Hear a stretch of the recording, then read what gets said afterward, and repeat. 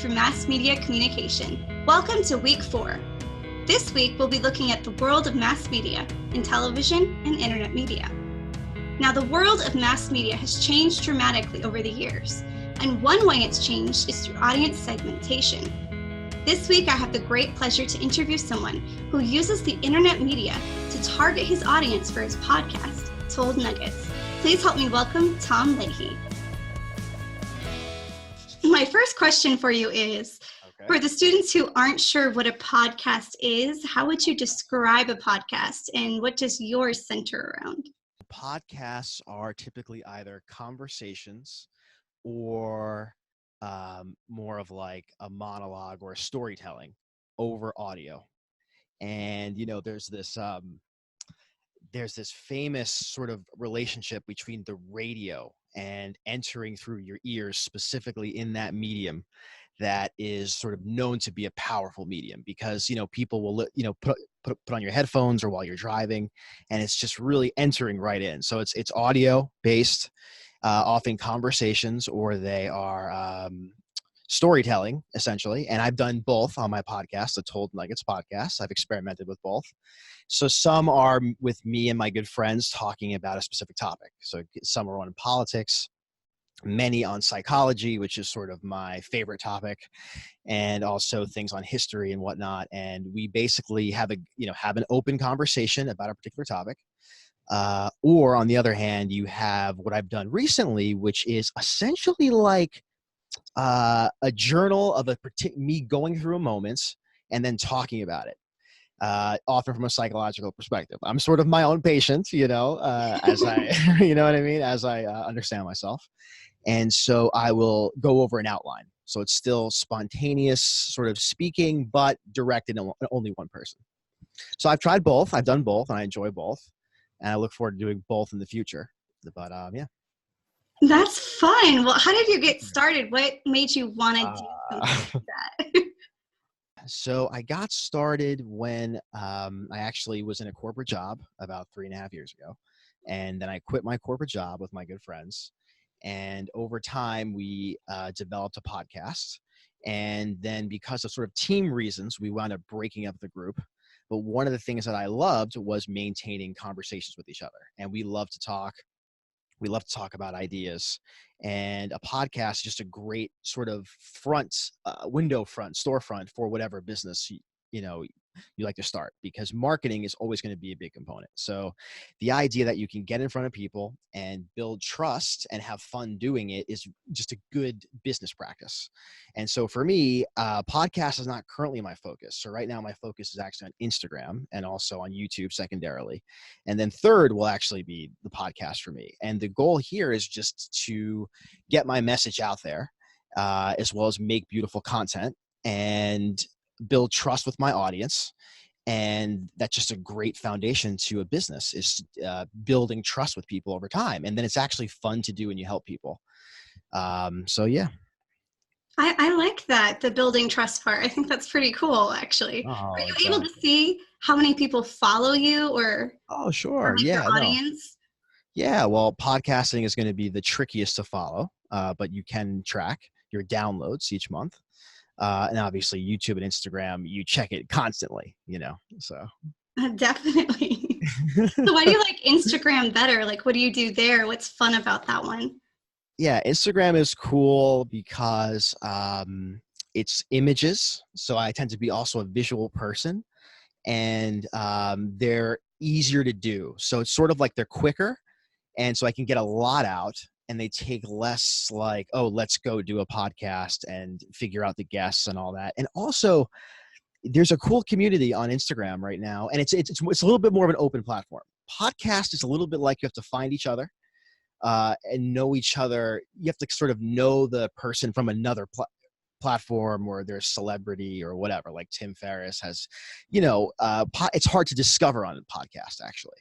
YouTube, it's the easiest to discover. And Instagram's kind of in the middle. So I like the format. I like writing little writings about, observations. I like posting 1-minute video clips of a particular expert on a topic. I like to post my own thoughts. And then I like to make visuals. And visual is cool because you get to stimulate the right hemisphere of the brain, which really can excite you. So you can watch like a visual with a clip or a visual with a quotation, and you're getting more sensory, per watch, and it's fun. It's fun. And that's the key thing for me. The key thing for me is I make sure it's fun and that I would like to receive it, and that's fun to create. That's like my ground rule for everything. Because creation is kind of like art, and art is you need to have that love of whatever you're doing. Yeah, I agree. I mean, if you don't love it, like, how does your audience, that kind of thing. Absolutely. So, no, the exciting part is that there is like a knowledge revolution going on, because essentially like libraries are like being like liberated into audio, video, and clips, and a whole new sort of level of communication is on the internet. So, and it's social media, meaning it's user generated, right? So it's kind of authentic that way. And so there's a little knowledge revolution going on across these platforms, which is I am definitely a part of. And it's all about sharing your experience genuinely, sharing your learning, what you're learning genuinely, and not having that filter of, oh, this is a business, and so therefore it has to be like a manufactured piece of content. You kind of just get it directly. So how do you said it takes longer to prepare podcasts? Like, how do you prepare for those? Like, what does it take and how long? So if you prepare for a conversation, it may not be that much because it's more spontaneous in the chemistry of the two of you.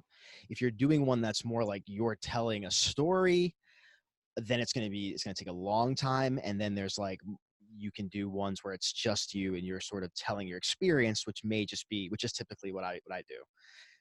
So that's going to be, I would say, probably 3 to 5 hours of total preparation, maybe 3, where it's really, I'm organizing my thoughts and in like an outline, not like I'm scripting words. You know what I mean? So it's really just priming the brain on what you're talking about. So I'd say 3 hours. That's not too bad. That's a little better than I thought. That's not bad. Yeah, no, totally. Instagram though is, I have an observation about an idea, or I'm talking with one of my buddies and we come up with an idea. It is cool to quickly release that right into the right into the world. And it's interesting. The coolest part is the energy that you're in when you write your posts really has a big difference on the outcome. So I find that when I'm more inspired and it's a little more authentic, the posts go on average better. When I'm more like, ooh, I got to get out a post today, right? Which is sort of the constant conundrum of any content creator. You sort of need to continuously come up with new things. The fact that you can just be spontaneous with it is cool.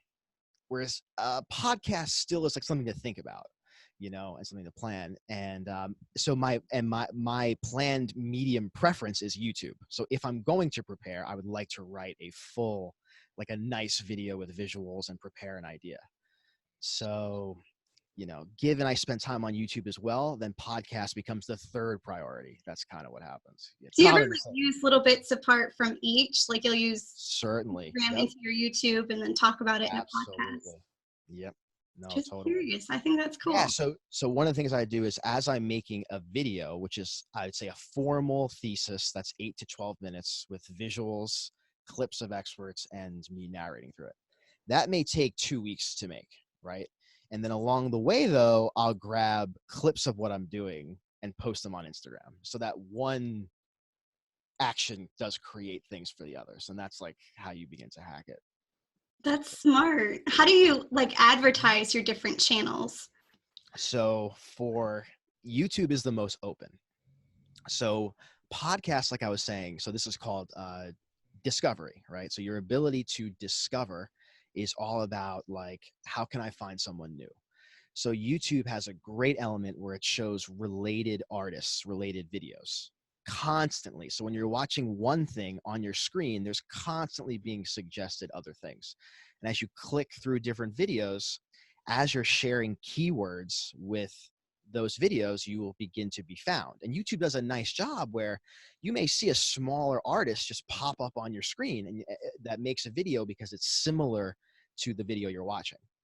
Podcast, because it's like there's not really a place that happens as much.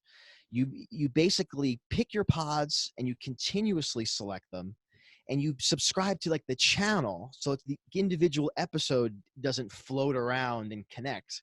The whole channel has to connect. So like a history channel may relate to a history channel, but it's like, it's on the bottom, it doesn't show up next to the episodes, and you're not looking at your podcast.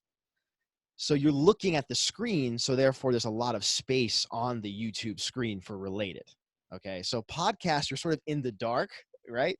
So here's ironically, the way that you advertise your podcast is by posting clips onto YouTube. Okay, so there's a nice little hack for all the podcasters. You got to post clips on YouTube because YouTube is where you can be found through associated videos. So you don't market your YouTube videos. Your YouTube videos are your marketing. Excellent search function. Instagram, you have to do something where you are engaging with people on like a like and follow basis as individuals. You have to it's a different game where you don't just post something and it gets seen. They use a hashtag system, which is not effective for discovery, really. So Instagram, you use different ways of continuously liking and following other people, and then unfollowing those people that don't follow you. It's a little bit more of a grind.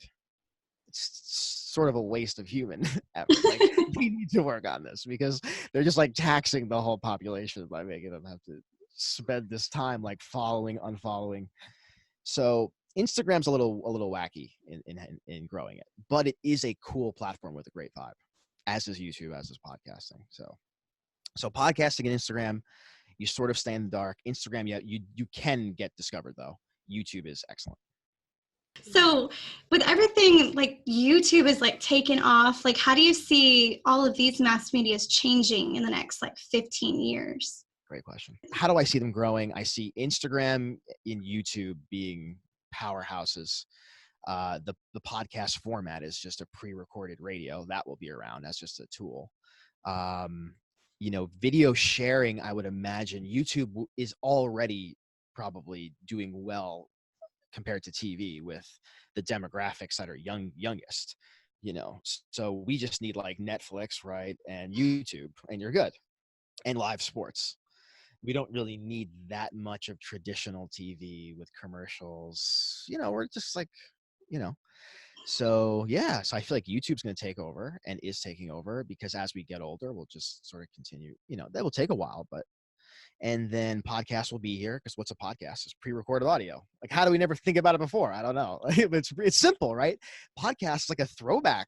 It's like back to radio, but and then Instagram has a nice platform and Twitter, I guess, as well, where they just sort of serve a function, that's kind of sleek. And here you post squares, here you post quotes, things you're saying. And they have a big network effect already, right? The network effect, right? So, as these platforms have users, it's very difficult to take away that platform. So there should be some serious inertia to them, and they're not doing anything wrong strategically. They're just sort of straightforward utility, like this is where you post videos. So it's like, okay, it's pretty open, so I don't see them messing that up. So I think this is the media of the future in addition to Netflix with content, and I see it replacing TV with a lot of people. Yeah. I do too. Yeah, We actually we don't have like cable or anything at our house. It's just Netflix and YouTube. Right. And I know. It's easier, it's faster, it's more audience specific. Like it's phenomenal. It's easy. Yeah. I know. I heard. Still trying to get my parents into it. We'll see how that goes. We'll see. No, I hear YouTube searches are actually higher in volume than Google searches. I believe that. Yeah. My Just son, he'll just go right to YouTube and doesn't even think about it. And he's like incredible. 1.5. I don't know how he does that, but yeah. Oh, it's awesome. And there's a lot of great learning on YouTube. I discovered a lot of YouTube educated me. I mean, so when I was breaking into Wall Street, my first job, I got to listen to Warren Buffett and Ray Dalio and Charlie Munger and their interviews, and it's phenomenal. And it was open. It's like going to a library, but of video, and it's very approachable. Listen 5 minutes, move forward, or listen to a full thing. And then later on in my current journey, how helpful is it to listen to different entrepreneurs that have done things, and then different spiritual leaders when you're down and you're listening to Eckhart Tolle and Oprah interviews, right? Or whatever, whatever you're into.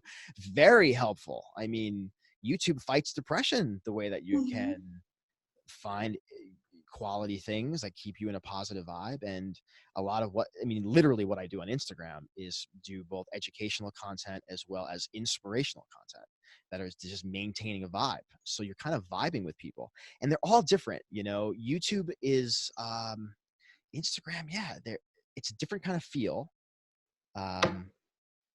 But it feels great to be this close with other people without going through. It's like, so direct. Yeah, exactly. It's like you're able to connect with them, but not like, I don't know. I know what you mean. Yeah, no, totally.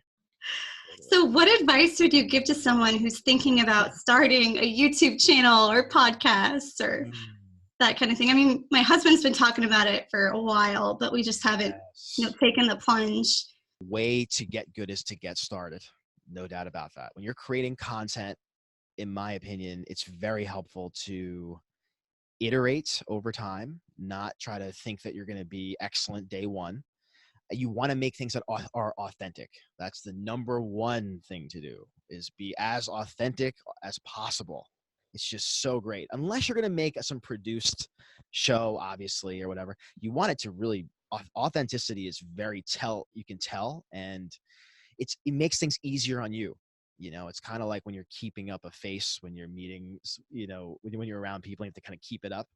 You really want something that's energizing instead of tiring. And to do that, you have it be more like it's documenting your life and less like you're creating some formal thing, unless you have the urge to create some formal thing. So for me, like, my Instagram documents my life as I just write what occurs, although I do some proactive creation. YouTube, though, I'm more like a film student but instead of worrying about the quality of the execution, I care about the layout of the ideas, right? So YouTube, I spend a lot of conscious time on. So there's different ways of doing it, right? Do you want it to kind of like capture you while you're living your life, or do you want to go out of your way to create something? Those are like the two poles, and but you want it to be fun and enjoyable so you can do it over time and get good, because it's going to take time. That's the thing. You plant the seed, you be authentic, and then it takes time. So over time, consistency, authenticity, and be conscious of how you're creating. Create for yourself. You want to like your own content. And how does it fit into a business is a great question. It's essentially marketing. It's building trust and brand and marketing. You know, it's that component of a business. So if you have a service, right, this serves as sort of your ability to get noticed. If you have a product, it serves as the ability to get noticed, and it builds your brand. Well, thank you for coming and Oh, my talking with pleasure. us. And I know I'll be interested, and our students will be. But like, where do we go to find you on Great question. Instagram and YouTube? Absolutely. So my brand is Told Nuggets with a T, like gold nuggets with a T. And it's all about capturing key ideas of wisdom on spirituality, entrepreneurship, flow states, psychology, mental health. And it's very authentic to me. And I document key experts from different industries and their insights, and I bring them to you in distilled ways. And you start patterning the similarities between these different experts on the internet, and you see human wisdoms get revealed, and then you use those in your life, and you improve your happiness and performance. Told Nuggets, YouTube, Instagram in particular. Thank you, Ashley.